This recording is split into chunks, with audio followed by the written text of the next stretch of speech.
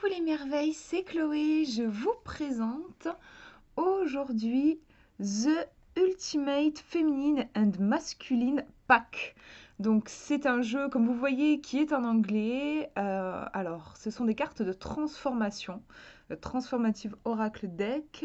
Il y a 88 cartes, donc c'est vraiment énorme. En fait, on a même plus de cartes que dans un tarot pour explorer les aspects féminins et masculins à l'intérieur de soi. Donc vous l'avez compris, c'est un jeu plus de thérapeutique en fait. Voilà. Il est vraiment, je sais pas, j'arrive pas à trouver les mots, mais c'est un vrai coup de cœur pour moi, hein. Il fait partie des jeux dont je pourrais vraiment pas me passer en fait. Je l'ai senti de suite dès que je l'ai eu entre mes mains. Alors le jeu, vous pouvez l'acheter juste comme ça, ou vous pouvez aussi acheter avec le livre. Alors, c'est pas un livre d'accompagnement classique, puisque vous voyez que c'est un bouquin pour faire du journaling en fait. Donc voilà, vous avez la possibilité, il me semble bien hein, que vous avez la possibilité d'acheter, faudra vérifier, je dis peut-être une bêtise, mais il me semble que vous avez la possibilité d'acheter le jeu uniquement, mais il faut savoir que dans le jeu, vous n'avez pas de livret explicatif, et il n'y a pas de mots-clés écrits, enfin, des fois, vous avez des cartes, euh, et sur ces cartes-là, vous avez les mots-clés qui correspondent aux cartes, là, vous n'avez pas ça, vous avez juste l'oracle, en fait, ici. Donc, moi, franchement, je vous conseille vraiment de prendre le livre, parce il est hyper bien fait. Euh, En plus, l'anglais est hyper simple, je trouve vraiment. Et le texte est pas très long parce que moi j'aime pas quand il y a quand il y a 3 pages pour expliquer une carte. J'aime quand il y a pas trop de mots. C'est pas le texte est pas énorme, mais en même temps il va vraiment droit au but. Il finit toujours sur une touche de douceur, même pour des cartes qui sont entre guillemets négatives dans le sens, enfin, qui explorent des énergies un peu inconfortables, on va dire. Et puis, en plus de ça, comme je vous disais, c'est un bouquin de journaling, c'est-à-dire que vous êtes invité à le remplir. Vous voyez il est vraiment épais. Alors, je vous ai même pas donné le nom de la créatrice. Alors, c'est Wosima mon Dieu, je vais écorcher le prénom. Moi, je vous les montre, c'est mieux. Je vous mettrai bien sûr dans la description le site, enfin voilà, tous les références. Et si vous voulez aussi commander le jeu, il est disponible sur Etsy. Donc voilà, là on nous dit le livre et le journal. En fait, il a ces deux aspects, ce bouquin-là. Donc on va commencer par le regarder et puis je vais vous montrer les cartes ensuite. Alors, donc au début, bah forcément on nous explique un petit peu qu'est-ce que c'est que l'énergie yin, qu'est-ce que c'est que l'énergie yang, ouais, qu'est-ce que c'est que cette énergie masculine et féminine qu'on a tous à l'intérieur de nous. Et ensuite, vous avez donc les cartes, les archétypes féminins. Donc en fait, c'est que je vous ai pas dit, ce jeu, il est divisé en deux. Vous avez les cartes yin qui sont sur un fond noir. Je vais vous en montrer une. Voilà, un exemple de carte yin. Et carte yang, fond blanc. Voilà. Le dos est le même. Moi, je trouve ça important parce que moi, personnellement, ce jeu, j'utilise en mélangeant les cartes. Je mélange les cartes yin et yang. Mais si vous avez envie, vous pouvez utiliser juste... attendez, je vais vous montrer. Vous voyez, au niveau de la boîte, elle a pris soin de séparer. En fait, donc quand je l'ai reçue, j'avais un paquet de cartes avec fond blanc et un paquet de cartes avec fond noir. Au début, j'ai fait des tirages avec les cartes séparées, donc 2 paquets, mais personnellement, je préfère toujours tout mélanger, moi. Donc en fait, j'ai tout mélangé et moi, je les utilise tout ensemble. Mais si vous en avez envie, vous pouvez les utiliser de façon séparée. Ça qui est chouette, c'est que le fait qu'on ait un dos qui soit similaire, bah, ça vous laisse le choix, en fait. Alors que c'est plus compliqué, je trouve, quand vous avez des jeux où les dos sont différents. Si vous voulez mélanger toutes les cartes, bah, va falloir fermer les yeux, en fait, pour pas être influencé. Donc, ensuite, ouais, alors, le livre, comment il est fait? Vous avez en fait alors, c'est classé par ordre alphabétique, mais vous avez d'abord les cartes. Alors, si je dis pas que je dise de bêtises, mais il me semble que c'est les cartes yin d'abord et les cartes yang ensuite. Il me semble hein, que c'est ça. Voilà, donc par exemple, si je tire une carte yin, donc je suis sur un fond noir, pour retrouver, je sais que je vais devoir aller au début du bouquin, et là, je vais pouvoir chercher par ordre alphabétique au début du bouquin. Si j'ai une carte sur un fond blanc, je vais aller au fond du livre pour aller chercher par ordre alphabétique. Voilà. J'ai mis un peu de temps à le capter, ça. Sur le coup, je cherchais, si vous voulez, si vous prenez tout le bouquin et que vous cherchez par ordre alphabétique la carte, vous allez vous perdre. Parce qu'elle a vraiment, au niveau de sa construction du livre, elle a vraiment séparé les cartes yin et les cartes yang. Donc, comment ça se passe au niveau du livre? Alors, celui-ci, c'est peut-être pas le meilleur exemple parce que d'habitude, il n'y a pas autant de texte. Voilà, on va partir sur celle-ci. Donc, le livre est en noir et blanc. Vous avez une petite représentation de la carte. Vous avez le nom de la carte, ce numéro, et d'ailleurs, du coup, en fait, je vous disais par ordre alphabétique, mais en fait, je réalise en vous le disant, je me dis, mais en fait, je me prenais la tête par ordre alphabétique, mais en fait, il suffit de regarder le numéro, finalement. Ah oui, non, mais c'est parce que le numéro n'est pas sur la carte. Les numéros ne sont pas sur les cartes, ça je me disais. Donc, pour trouver, il faut chercher par ordre alphabétique, c'est bien ça. Donc voilà, vous avez une petite représentation. Et voilà, au niveau du texte, vous voyez, c'est pas énorme. Moi, ça me convient parfaitement. Vous avez à peu près 2-3 paragraphes. Alors après, vous êtes invité, et ça c'est sympa parce que vous allez vraiment vous approprier le jeu en fait. On vous invite à compléter avec vos propres mots en fait. Donc là par exemple, qu'est-ce que cette carte est en train de me révéler sur cet aspect de fluidité et d'adaptation? Qu'est-ce qu'elle est en train de me dire? Donc là j'écris quelques mots sur ça. Ensuite, selon moi, quelles sont les forces de cet aspect, quels sont les points faibles de cet aspect. Donc vous allez vous-même vous créer des mots, on pourrait dire comme carte inversée, carte à l'endroit, vous voyez, aspect lumière, aspect ombre, puisque chaque énergie en fait est neutre et on peut travailler sur la polarité positive ou négative. Donc là on vous invite à travailler vous-même sur ça. Ensuite, ouais, on vous invite à chercher dans votre vie, par exemple, des exemples de cette énergie de fluidité et d'adaptation au niveau du travail, de l'économie et de la politique, au niveau de l'esprit, au niveau du corps, au niveau de la santé, au niveau des relations, des amis, des collègues. Donc là, vous pouvez compléter les mots-clés de façon générale.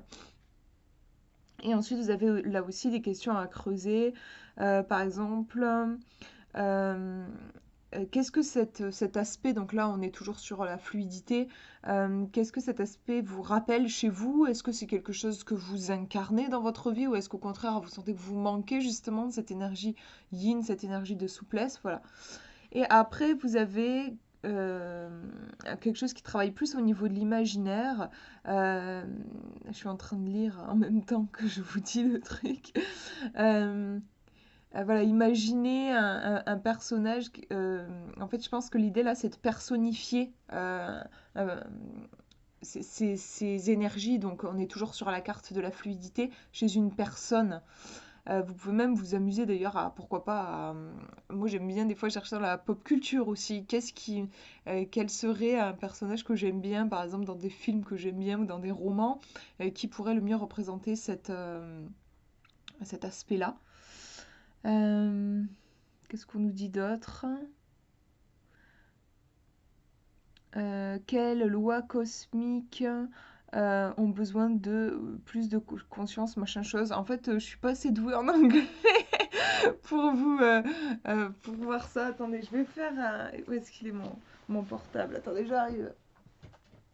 Ah, mais vous voyez que je suis pas du tout douée en anglais et que ça n'empêche pas que justement, pour le coup, les textes que je vous ai montrés là, les deux petits paragraphes, eh ben je comprends. Vraiment, je comprends. J'ai pas besoin d'aller chercher dans un traducteur. Donc, mais pour les questions, là, pour le coup, j'ai un petit peu plus besoin d'aller regarder. Alors, je vais vous dire.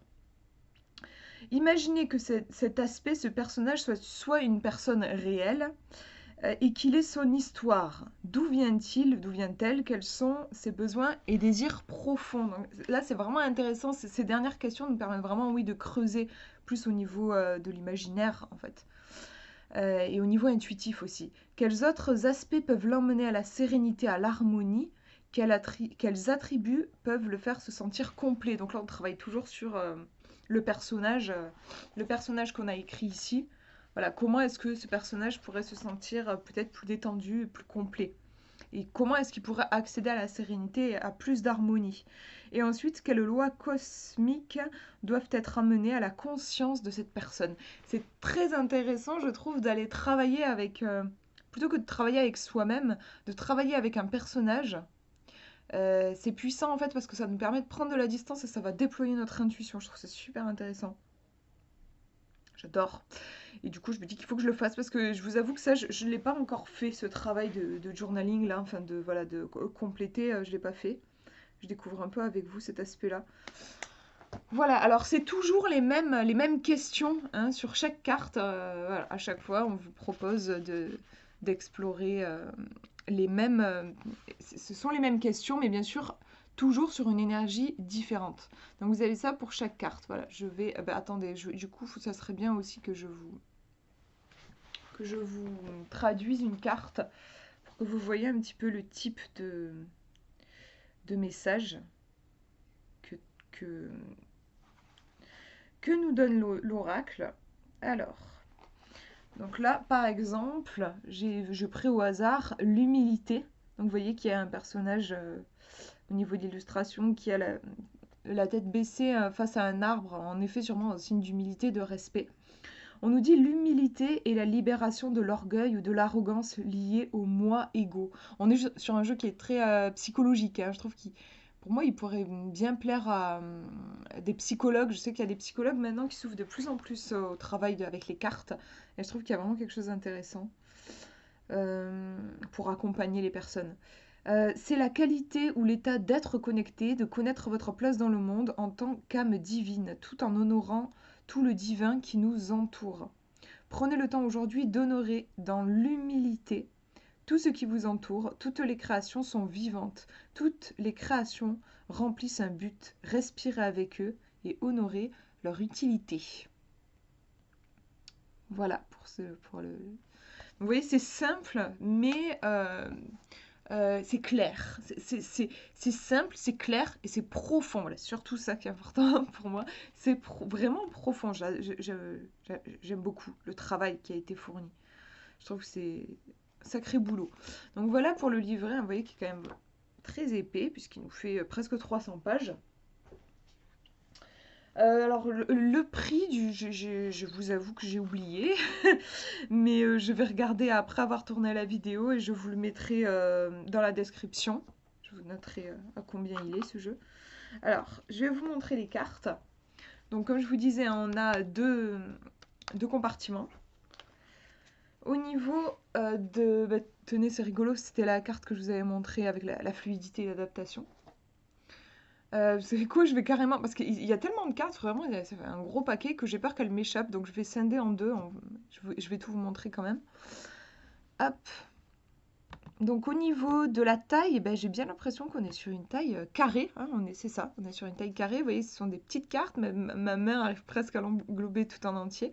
Donc moi, je trouve ça sympa. J'aime particulièrement les petites cartes. Je remarque que c'est quelque chose qui me plaît. Elles sont vraiment résistantes, il n'y a aucun souci à ce niveau-là. Je ne vous ai pas montré le dos. Donc on retrouve ici cet aspect bien sûr yin et yang qui se rencontrent, qui œuvrent, qui travaillent ensemble. Il n'y a pas une énergie qui est meilleure que l'autre. Donc là, vous voyez, fond noir, on sait qu'on est sur une énergie yin. Fluidité et adaptation. Donc à chaque fois, vous avez le nom de la carte, on pourrait dire des mots-clés, et une illustration. Les illustrations sont vraiment magnifiques. Quelque chose de très coloré. Celle-là, elle est trop belle aussi. L'amour. Il y a une... Ouais, je sais pas, les couleurs, il y a un truc, je trouve elles ressortent tellement bien. Alors je suis désolée, je vais pas arrêter de tourner dans tous les sens. Oui, vraiment, oui. Dans tous les sens. Les cartes. Parce que comme elles sont carrées, voilà, les dessins peuvent facilement se retrouver un peu à force de les brasser.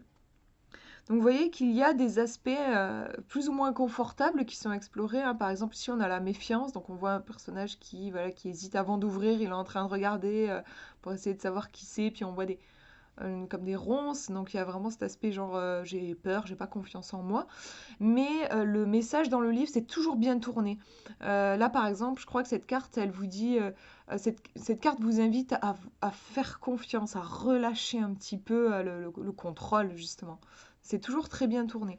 Je vais vous tirer une petite carte là à la fin de cette vidéo pour que vous ayez un message. Mais de toute façon, je pense aussi que je vais faire des... Clairement, je vais faire des tirages avec sur la chaîne aussi, pour proposer des tirages.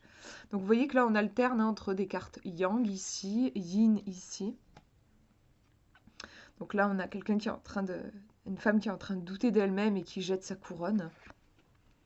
La compassion. Alors celle-ci, elle ressemble vachement au chariot, je trouve, dans le tarot. L'action.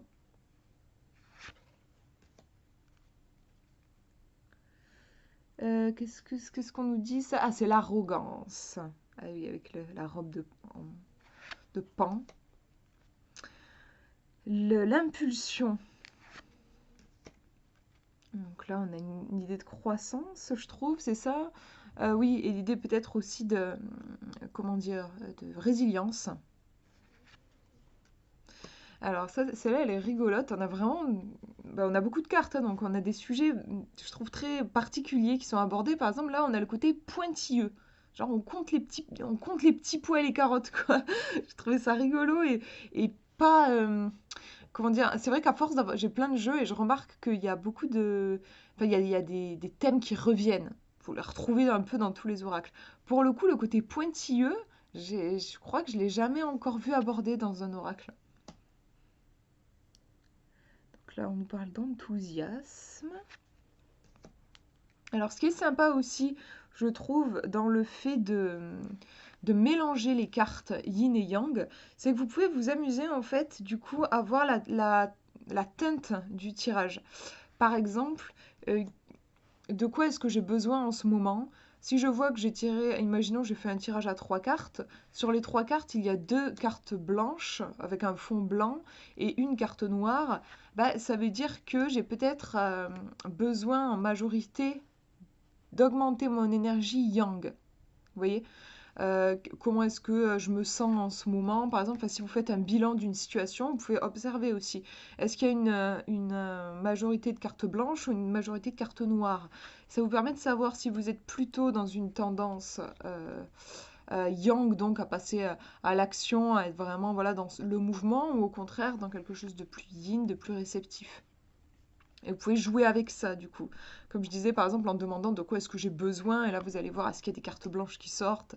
Donc, s'il y a des cartes blanches qui sortent, ça veut dire que j'ai besoin, peut-être de me bouger un petit peu, de me mettre des coups de pied aux fesses. Si j'ai des cartes noires qui sortent, il faut peut-être plus que je me détende, quoi. J'aime particulièrement les cartes noires. Enfin, je trouve la couleur, en fait, comment elle ressort sur, sur les cartes noires. C'est magnifique, j'adore.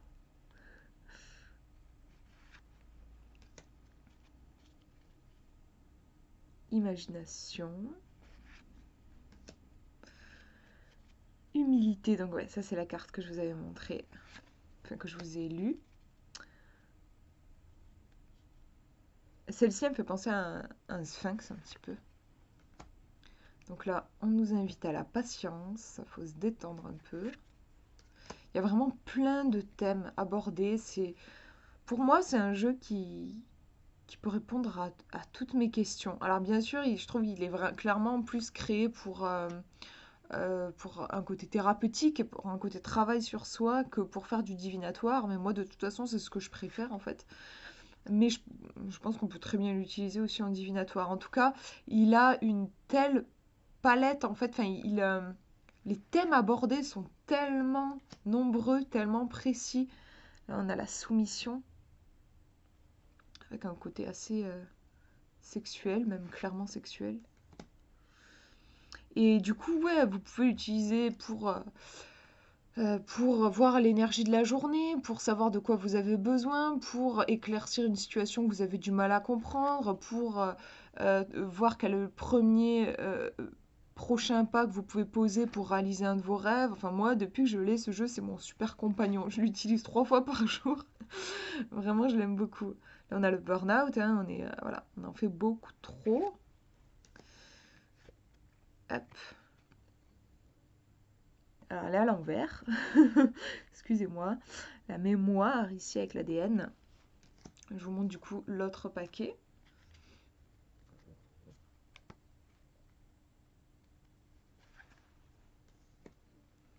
Très très jolie celle-ci aussi, j'adore. Décision, qui fait un peu, enfin clairement penser à Excalibur.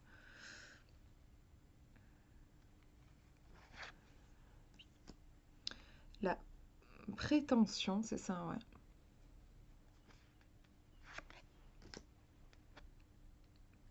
Illusion, c'est ça aussi. J'ai du mal à. Oui, c'est ça. Illusion avec comment dire, la jeune femme dans le visage de la jeune femme. C'est intéressant. Là, on est un peu, c'est un peu le bordel dans notre tête. On le sent de suite. Là, j'ai l'impression que c'est la justice. Ouais, c'est ça, c'est ce qui est juste.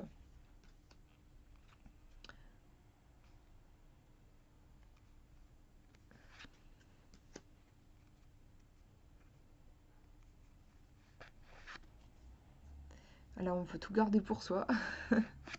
On veut pas prêter, on a peur de perdre. C'est pour ça que moi, je vous conseille vraiment de prendre le livre avec. Parce qu'on a quand même des cartes qui sont un petit peu difficiles des fois. Et je trouve que sans le livret, on peut se sentir un peu bloqué, tu vois,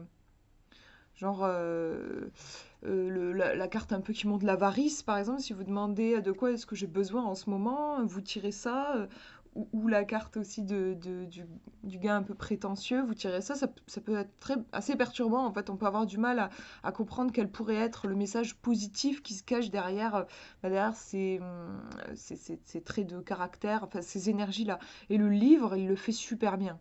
Il vous traduit ça, en fait, en termes de besoins.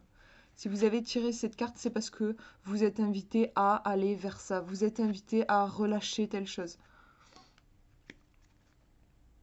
Là, on est dans l'émotionnel.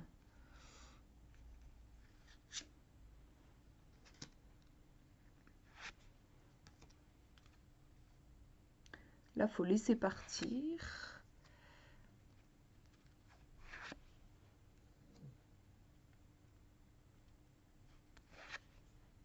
Désolée, hein, je vous fais tourner la tête.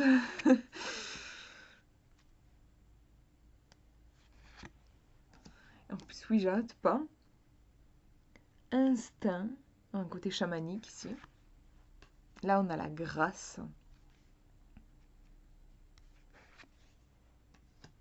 La douceur, la gentillesse. Autorité.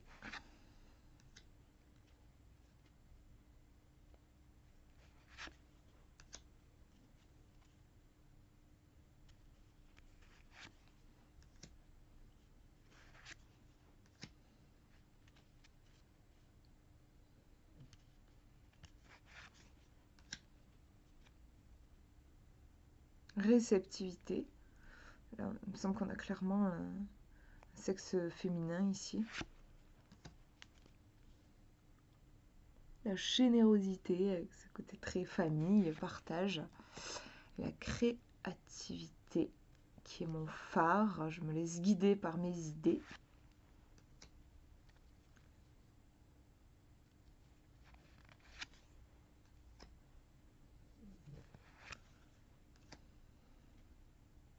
Tolérance.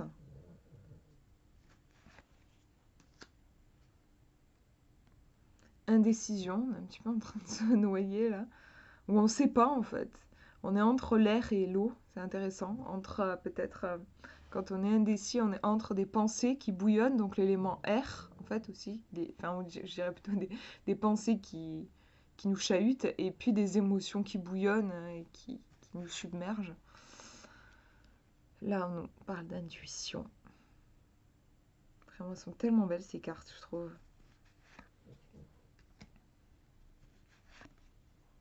Distraction, j'adore. à l'école et puis le rêveur quoi qui regarde, qui rêve en regardant à travers la fenêtre. Là, c'est vraiment l'irrationnel, les peurs irrationnelles, les angoisses. L'insensibilité, c'est ça, hein, ouais. Côté très froid, sûrement pour se protéger, on s'est endurci.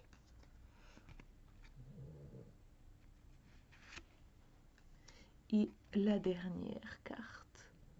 Ah, moi, j'adore les illustrations, vraiment, je suis fan. Alors, je vais vous faire je vais vous tirer une carte. Je vais essayer de pas tout faire tomber. Parce qu'il y en a vraiment beaucoup, je trouve. Alors, hop, voilà. Je vais tirer une carte pour que vous ayez un message à vous qui regardez cette vidéo. Et comme ça, vous verrez un petit peu aussi comment l'oracle parle. Donc, on va demander un message pour vous qui regardez cette vidéo. Message, message. Alors, on a l'instabilité. Donc, vous voyez que c'est une carte avec un fond noir, donc une carte yin. Et on voit beaucoup de piquants, en fait. Il y a des escarpins, il y a un talon qui s'est cassé, des ronces, des épines, des éclairs. Il y a quelque chose qui pique. C'est peut-être une carte qui peut faire référence au fait que il y a des choses qui ne vont pas. C'est l'inverse de il y a tout qui roule comme sur des roulettes, quoi. Les choses ne vont pas comme on aimerait qu'elles se passent. Ça me fait un peu penser, je suis sûrement influencée par les éclairs, ça me fait penser à la maison Dieu, en fait, dans le tarot. Voilà, ça pique, je suis pas dans un espace qui est confortable. Ouais, et du coup, d'où le mot peut-être instabilité, c'est-à-dire que ouais, je sais pas trop sur quel pied danser, je suis pas à mon aise, quoi. On va regarder. Alors, c'est où? L'instabilité. Je cherche. Voilà, ça y est, j'ai trouvé. Alors, je voulais prendre. Ouais, je vais prendre mon Google Traduction pour vraiment que je vous fasse une traduction top. Pour que ce soit le plus clair possible. Alors, on nous dit les crises. Attendez, je vais essayer de vous montrer la carte en même temps. Voilà. Les crises, les changements soudains, la destruction font tous partie des expériences d'apprentissage supérieur et agissent comme des processus de libération de ce qui ne nous sert plus. De même, l'instabilité agit comme des trucs qui nous permettent de lâcher prise sur l'utile pour libérer l'inusité potentielle. Vous traversez peut-être des moments difficiles, des moments de changement et de deuil. C'est un passage, et aussi difficile et parfois angoissant que ça puisse paraître, les fruits seront délicieux au-delà de l'imagination. Cette carte est une invitation à faire confiance au processus, à être présent à vos sentiments et à avoir la foi dans le fait que vous êtes soutenu. Vous traversez une crise de transcendance. Une fois la tempête passée, vous reconstruirez votre vie en quelque chose de plus fort. De plus... Ouais, il y a un côté... les bases sont plus solides, en fait. Qui a plus de sens, plus de joie, plus de liberté que jamais. Voilà. Donc en effet, je trouve qu'il y a un côté un petit peu en mode la maison Dieu, c'est-à-dire que la maison Dieu, oui, il y a la foudre qui tombe qui s'abat sur la tour et on perd un petit peu nos fondations, nos bases. Donc c'est pas franchement un moment agréable, confortable, mais c'est un moment qui est de grande transformation en fait. On est en dehors ici de sa zone de confort, mais ça signifie qu'on est en plein apprentissage. Voilà. Voilà, voilà pour cette présentation. J'espère que ça vous aura parlé, que ça vous aura plu. Je vous fais de gros bisous. Prenez bien soin de vous.